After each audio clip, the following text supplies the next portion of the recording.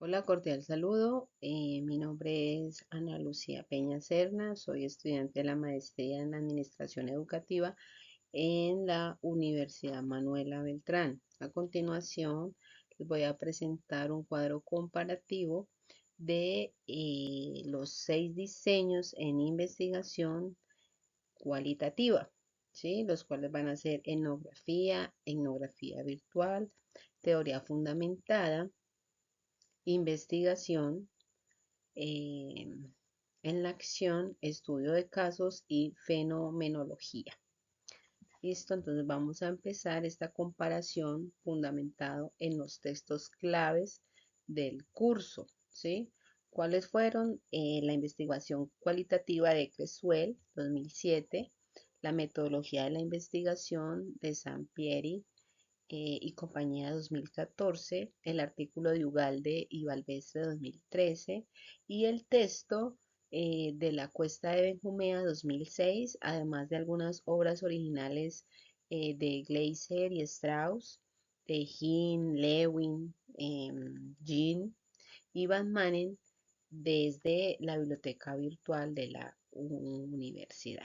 ¿Listo? Entonces, la etnografía desde la parte antropológica nos permite comprender significados culturales a partir de la inmersión prolongada del investigador en el campo. Eso es lo que nos dice Creswell en 2007, ¿sí? Y en una versión digital de esa etnografía, entonces Hinn nos dice que se traslada, es como trasladar un análisis a una comunidad en línea, ¿ya? A través de foros o de redes sociales. En las teorías fundamentadas es una propuesta por Gleiser y Strauss desde 1967 que busca construir teorías desde los datos, aplicando una codición abierta, axial y selectiva. Y según nuestro querido Samperi, 2014 nos dice que es ideal que esos fenómenos poco explorados, donde la teoría aún no está definida, pues se deba hacer una investigación en acción, ¿sí? Y eso también lo impulsa Lewin a través de algo desarrollado con Carr, ¿sí? Y Keynes. Entonces hay una combinación de la reflexión y la acción participativa para transformar realidades sociales, ¿ya? Ugalde y Balbestre 2013 también se destacan aquí en esta parte donde dice que su pertenencia para el ámbito educativo es involucrar directamente a todos estos actores en el cambio. ¿Listo? Entonces el estudio de caso, según Jean, 1994, se orienta básicamente a comprender en profundidad un fenómeno en un contexto y su valor está triangulado entre los datos y un enfoque holístico. Finalmente tenemos la fenomenología, ¿sí? De Husserl y Van Manen, donde esto se centra básicamente en captar la esencia de la experiencia vivida, de una explicando que este tipo de diseño pues es útil para explorar emociones, significados personales y unas percepciones subjetivas.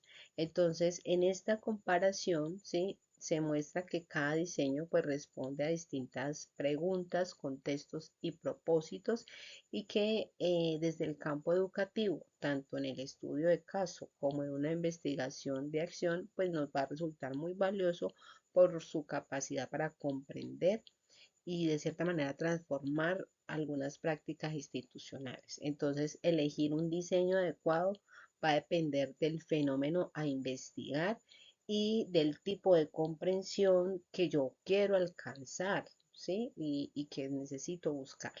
Entonces esa es como la primera opción del diseño de investigación cualitativa, teniendo en cuenta nuestros diseños y el origen de cada una, ¿sí?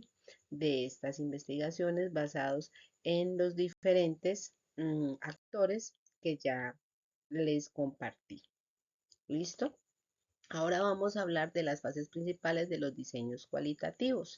Entonces, en esta segunda parte del video, pues voy a presentar esas fases que principalmente se caracterizan en el desarrollo metodológico, de estos diseños cualitativos. ¿Listo? Y vamos a tener obviamente pues las mismas 6 eh, categorías, ¿sí?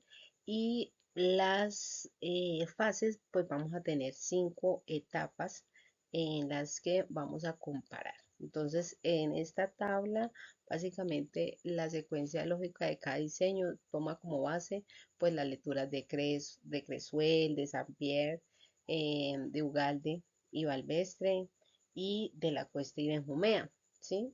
Entonces, en esta etapa inicial, que es la etapa número 1, todos los diseños comienzan, si ustedes observan, con una forma de delimitación del fenómeno o del campo, ¿sí?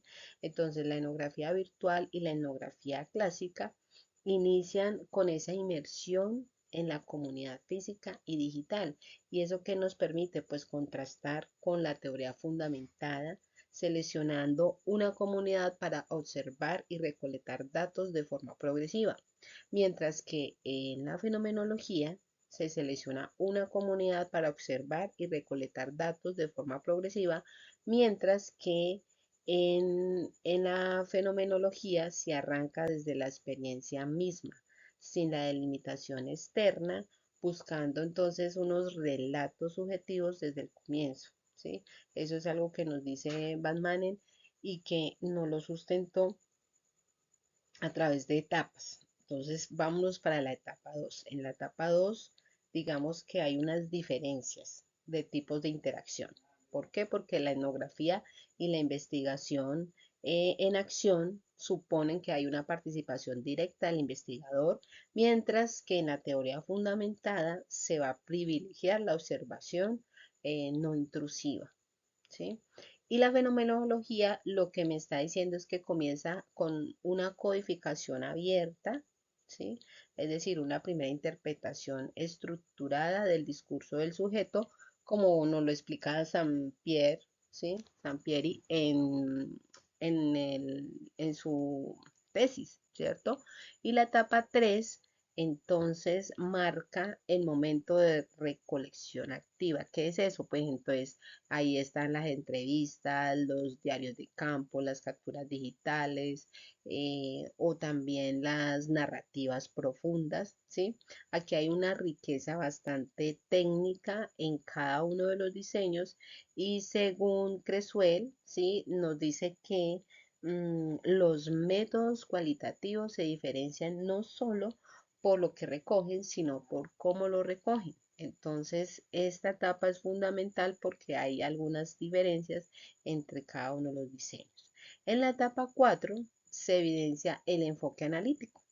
Por ejemplo, la teoría fundamentada recurre al análisis de discursos en línea y codificación secuencial abierta, axial y selectiva, ¿cierto? Mientras que en una investigación de acción se enfatiza básicamente en el análisis colectivo y reflexivo, orientado al cambio. Por otra parte, la fenomenología nos está aplicando es una reducción diética, ¿sí? Para depurar los significativos o los significados más bien esenciales. Y finalmente, en una etapa 5 pues vamos a mostrar el producto que se hizo en el proceso. Entonces, en la etnografía y el estudio de caso, mostramos que se construyen unas narrativas contextuales. En la teoría fundamentada estamos observando que se genera una representación teórica y en la parte de la investigación y acción concluimos con propuestas de mejora y la fenomenología pues va a describir la esencia estructural de todo ese fenómeno. Entonces, como puede verse en esta segunda tabla comparativa, aunque todos los diseños cualitativos responden a un mismo paradigma comprensivo, ¿sí? Esas fases revelan unas intenciones y unas lógicas diferentes. La teoría fundamentada y la fenomenología, ellas se concentran básicamente en la generación de conocimientos desde la vivencia, mientras que la investigación en acción y el estudio de caso, ellos se enfocan en la transformación práctica y contextual. Y desde ahí elegir adecuadamente un diseño implica entonces comprender no solamente lo que se está investigando, sino cómo se articula cada paso de ese proceso investigativo, desde la entrada del campo, ¿sí? Desde un inicio del diario de campo hasta la forma en que se interpretan y se representan esos hallazgos. Seguimos con las técnicas e instrumentos de recolección y diseños cualitativos. Entonces, en esta diapositiva vamos a abordar un componente esencial de la investigación cualitativa. Las técnicas e instrumentos de recolección de datos comparan estos elementos y nos permiten comprender cómo se adaptan a cada diseño para mirar cuál es el fenómeno que se va a investigar, ¿sí? Eso nos lo refiere o lo destaca Sampieri, ¿sí? Sampieri y Creswell. Bueno, entonces iniciamos con el tipo de técnica. ¿Listo? Entonces, en ese tipo de técnicas, si ustedes observan, cada diseño aplica una estrategia coherente con su lógica epistemológica. ¿Sí? Por su parte, digamos, la etnografía y su variante, que sería la virtual, emplean observaciones directas o digitales, ¿sí? Y que captan ahí, pues, unas dinámicas culturales. En el caso de la teoría fundamentada, ¿sí? Ella privilegia las entrevistas abiertas, la observación teórica y busca generar teorías desde los datos. La investigación en acción se apoya en técnicas de participación que nos permitirían recoger información y al mismo tiempo activar procesos de cambio, ¿sí? Y en cuanto a los instrumentos más utilizados, pues entonces vamos a encontrar que los más comunes en la etnografía son los diarios de campo, las grabaciones y las notas de observación. Creo que son unos instrumentos muy sencillos de hacer. En entornos digitales, HIN nos dice que los foros, las capturas de las pantallas, los chats son esenciales para ese campo. Y la teoría fundamentada hace uso de codificadores y matrices, mientras que la fenomenología se apoya básicamente en relatos de la vida y en entrevistas profundas para acceder al significado de las experiencias.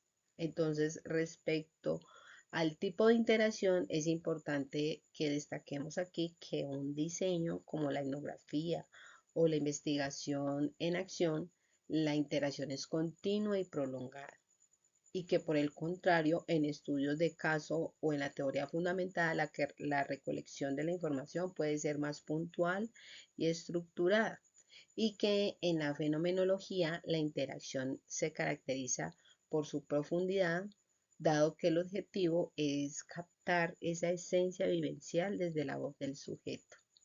Entonces, si analizamos todo este contexto aplicativo, vamos a ver cómo cada técnica se adapta, ¿sí? Y se adapta que pues a la etnografía se despliega en comunidades culturales, la investigación-acción en escenarios que son, por ejemplo, escolares y sociales, la etnografía virtual en sus plataformas digitales y la fenomenología en vivencias, ¿sí? Personales. Entonces esto nos reafirma todo lo planteado por las fuentes de referencia consultadas, como por ejemplo la de la Cuesta Benjumea 2006, que nos indica que el contexto no es solamente un lugar, sino una condición del significado, ¿sí? Y que finalmente las particularidades de cada diseño confirman un enfoque que algunos buscan, digamos, comprender culturas etnográficas, pero que otras generan teorías, ¿sí? Y esas teorías están fundamentadas. eh, Transforman también las prácticas a través de las acciones y comprenden unas vivencias como es la fenomenología. Entonces, la elección de las técnicas no es una técnica, valga la redundancia, sino que es una estrategia que responde al tipo de conocimiento que se desea construir, ¿sí?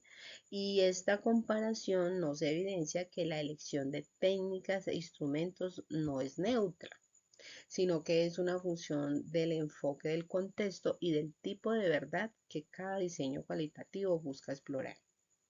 Entonces, como investigadora en formación, considero fundamental elegir una herramienta de aquí, ¿sí? Que dialogue con el fenómeno y respete la voz de todos los participantes. Ahora continuamos con el análisis de datos en diseños cualitativos. Entonces, en esta última diapositiva, yo quiero presentar una comparación entre los tipos de análisis de datos aplicados en 6 diseños cualitativos que yo pude como buscar ahí son indicadores. Entonces, esta etapa me parece muy clave porque en cualquier proceso investigativo que yo vaya a realizar o que alguno de ustedes quiera realizar, pues transforma los datos recolectados en significados interpretables y en teorías útiles.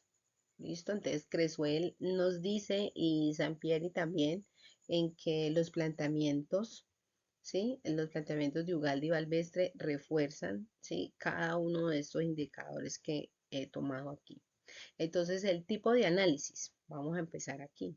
Dice que el tipo de análisis pues varía básicamente según el diseño. La etnografía utiliza un análisis inductivo y temático. ¿En qué se centra? En patrones culturales. En cambio, la etnografía virtual adapta al proceso, al entorno digital, ¿sí? Incorpora un análisis y un discurso y un contexto visual, ¿sí? Eso nos lo refiere Jim. Él es el que habla de todo esto, de incorporar ese discurso en un contexto visual. En cambio, la teoría fundamentada aplica un análisis secuencial, ¿sí? Entonces, Gleiser y Strauss nos decían que hay que codificar, ¿sí? Hay que hacer una codificación abierta, axial y selectiva para poder introducir esto y con el objetivo de construir unas teorías desde los datos. En cambio, en la investigación de acción, ¿sí?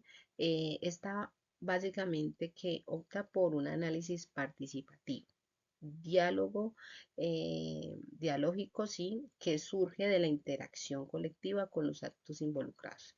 Y por su parte, el estudio de caso agrupa los datos por fuentes codificables y sistemáticas, ¿sí? Donde una información llega y se interpreta de forma contextualizada.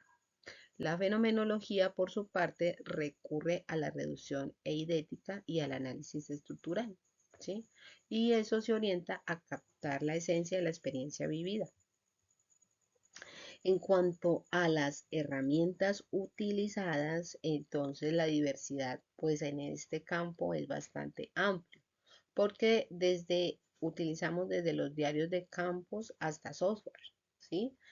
Y en la teoría fundamentada se pueden utilizar hasta matrices y mapas mentales en una investigación de acción. Entonces el uso de estos instrumentos depende de el tipo de fenómeno y del grado de sistematicidad que se le va a dar a ese diseño. Así nos lo refiere pues Pierre. Bueno, en la realización con la teoría, en la relación con la teoría también esta es significativa. ¿Por qué? Porque la teoría nos da un fundamento, ¿sí? Y se genera a partir de los datos. Entonces, en lo que es la etnografía y el estudio de caso van a emerger el trabajo de campo. Allí sí o sí el trabajo de campo va a funcionar. En investigación y acción se realiza una retroalimentación a través de la práctica. En cambio, en la fenomenología se ancla una base filosófica interpretativa sobre esa experiencia. Y finalmente tenemos la interpretación que se relaciona básicamente con la profundidad del sentido atribuido. ¿Qué quiere decir eso? Que en la etnografía, por ejemplo, busca una interpretación cultural más densa. En la teoría fundamentada se hace una construcción progresiva de esa teoría y en la fenomenología la esencia es lo que se vive, ¿sí? Entonces, Creswell nos dice que la riqueza del análisis cualitativo no está solo en describir, sino en comprender desde adentro. Entonces, esta comparación, ¿sí? Es evidente o no se evidencia que el análisis cualitativo no es un medio como mecánico ni uniforme, sino que es un acto interpretativo, riguroso y profundamente humano. Y como futuras investigadoras y líderes educativas, hablando por el lado femenino y masculino, sería pues como investigadores y líderes educativos, debemos de aprender a seleccionar no solo esa técnica, sino a marcar, eh, a hacer un marco más bien analítico que responda a ese sentido de lo que queremos comprender y de lo que queremos comparar, ¿sí? Y transformar. Bueno, entonces para concluir, aquí les presento las referencias bibliográficas que sustentaron todo este análisis comparativo de los diseños cualitativos, ¿vale? Estos textos fueron fundamentales para poder construir, ¿sí? Una mirada rigurosa y crítica y creo que un poco argumentada de cada enfoque a través de los diferentes autores, ¿sí? Por ejemplo, Creswell, ¿sí? Nos proporciona una guía muy clara para el diseño de investigaciones cualitativos.